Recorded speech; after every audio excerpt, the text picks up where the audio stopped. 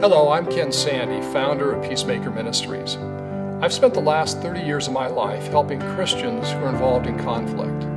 The two most painful kinds of conflict I've seen are in a family, particularly where a husband and wife are headed to divorce.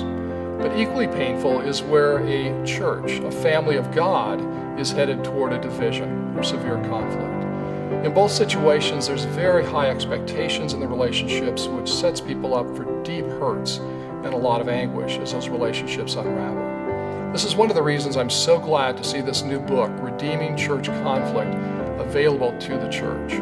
The most important thing we can bring to churches in conflict is the hope of the gospel. Yes, there's communication techniques, problem-solving techniques that are useful as well, and those are laid out in the book. But most importantly, it's the hope of the gospel, not just for eternal salvation, but to give us grace today to fight against the sins that split up church congregations, to give people humility in place of pride, forgiveness in place of bitterness. It's the kind of book anybody in a church can pick up, read, and start being a voice of grace and wisdom to an entire congregation.